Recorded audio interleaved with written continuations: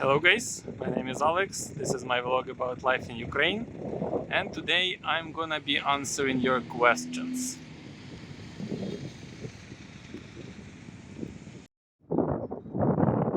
Spring has finally come to Kiev. The first half of March was wet and cold, but now, as you can see, the weather is spring-like. I have even switched from my puffy winter jacket to a light one. I guess the time of shorts and t-shirts is not far off as well. The first question for today is to be or not to be. No, it's someone else's question. My question is Kiev or Kyiv? One of the viewers asked why, despite living in Ukraine and telling others about Ukrainian culture, I still use Russian spelling for proper names, like Kiev instead of Kyiv and Vladimir instead of Volodymyr. Let's start at the beginning. I speak Ukrainian fluently. At school, I even participated in student competitions in Ukrainian language and literature. By the way, check out my video about rural school in Ukraine if you haven't seen it yet. But in everyday life, I use Russian because I think in this language and I'm accustomed to it. The reason why after the beginning of war I haven't switched to Ukrainian, as many Ukrainians did, is quite simple. I don't want to. Of course, living here, I regularly run into normal Ukrainians, let's call them this way. People who alternate between yelling slogans about freedom and yelling slogans about the obligation to use only particular words, read only particular books, and listen only to particular songs. I have nothing against them. They do this sincerely. They really don't see any contradiction between these two mutually exclusive ideas. But also, because I live here, I see how much damage these people do to themselves and to those around them when they do something without acknowledging their actions or say something without understanding the words they say. So, despite the fact that I could easily play this game as well, at least in my videos, I choose not to do this. I don't yell any slogans and feel free enough to use the words that I'm accustomed to. The next question is about blackout situation.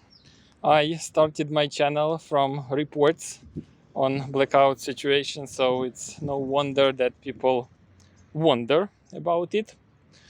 The situation has dramatically improved in the last months in my neighborhood.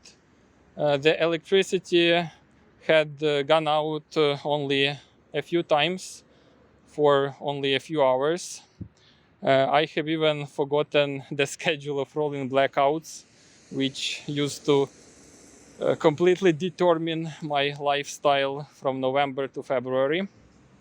As I said in one of the previous videos, the major reason for this is a decrease of power consumption due to spring, due to warming. Massive shellings of energy infrastructure still happen, although currently they are less frequent and less intense. The actual state of Ukrainian energy infrastructure is still top secret. We don't know any numbers. But the authorities already say that its restoration to pre-war condition will take a huge amount of money and time. So from an ordinary citizen's perspective, power supply situation has finally normalized, but we have no guarantee that this fall we won't have the same problems that we had last fall. At least now we have an idea how to tackle these problems and a lifetime supply of diesel generators.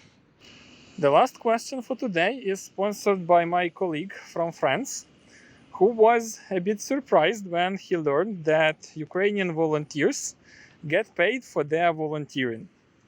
He said that in France, volunteers are people who work for free just because they want to make world a better place. Actually, I wouldn't say that it's an Ukrainian issue. It's rather an issue of all poor countries. You see, to be a volunteer in an original sense of this word, you need to have one of two things. Either additional source of income or savings that allow you not to work for a while. 99% of people in poor countries have neither of these wonderful things. So even if a person living in a poor country really wants to make world a better place, they usually still need to eat something. For this reason, volunteering in Ukraine is very similar to a regular job, with fixed responsibilities, with salary, and sometimes even with KPIs. According to Ukrainian law, charity funds are allowed to spend up to 20% of donations on salaries and other operational needs, unless the donor specifies a particular purpose of their donation. That's it, guys. Our walk is coming to an end. Thank you for your attention. If you have questions, leave them in the comments below. I read all the questions. Share this video with your friends. It really helps in developing my channel. And as usually, like, subscribe, and have a nice day.